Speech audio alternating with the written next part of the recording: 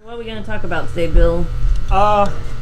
Just probably a few different tarantulas that we carry, and I'm cleaning the cages and feeding today, so it's pretty easy. You just when I first get the cage, I visually see where the tarantula is, because sometimes they'll be up on the lid, and this is a versicolor pink toe, and so you don't want to open the door and have the tarantula come flying out on you, which that's happened before.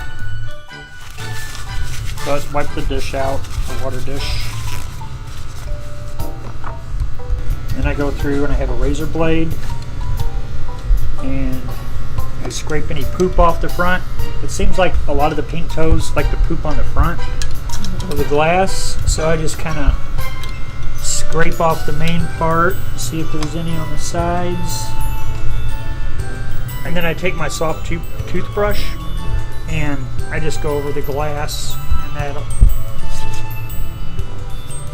gets it wet so it'll wipe off easier.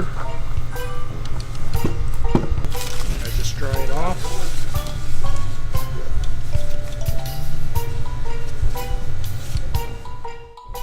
Yeah, when I set these enclosures up, I try to put stuff to where they'll build a web more towards the back and not on the front, but that doesn't always happen. Sometimes they'll build the web right on the front of the glass on the door, and but then I go through and I visually pull out any poop or uneaten crickets. And then I fill the water dish and I spray the enclosure if it's a tropical, if it's a desert type of species or more dry species. I just fill the water dish. And these cages get sprayed pretty good because since they're open top and open ventilation, they can dry out fairly quick.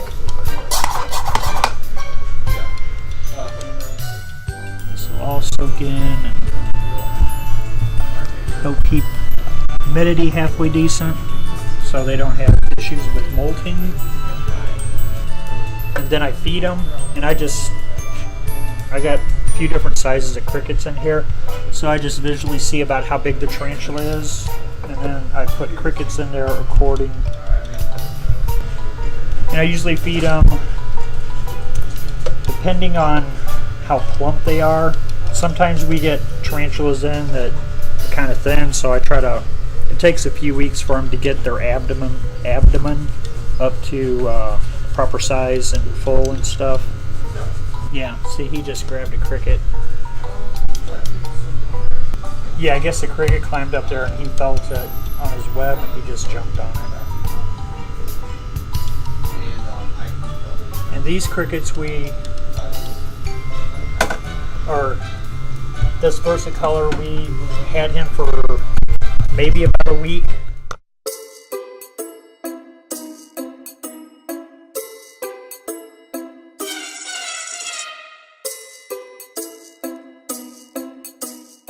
Then I just wipe the top off, the front, the sides, just any dust or anything. It's just like a quick wipe down.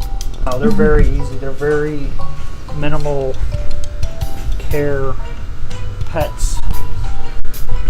As long as you keep the humidity right, feed them appropriately, then they do great. Now this is a ornamental baboon. This is one of the more aggressive species, and they build a web.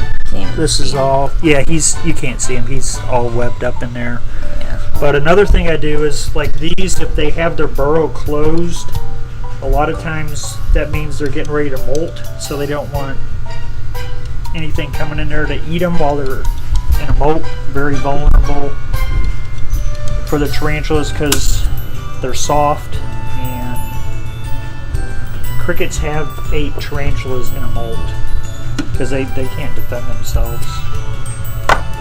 So I kind of watch that, and then usually if we see, if we have a tarantula molt, we usually put a tag on it, and we would rather not sell them until give them about a week.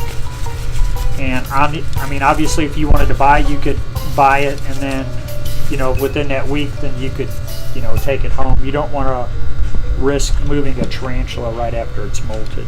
Yeah, we sell quite a few tarantulas, and we also sell them in these enclosures.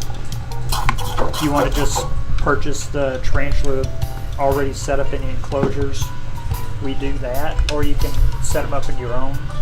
This one is just a regular pink toe, and he's webbed up and curled that leaf around and stuck it together with his web and stuff, so he's got like a little cool hammock type home. That's so cute. And he did make a little piece of his web on the front glass, which I'll just move that like that. And I try not to disturb them,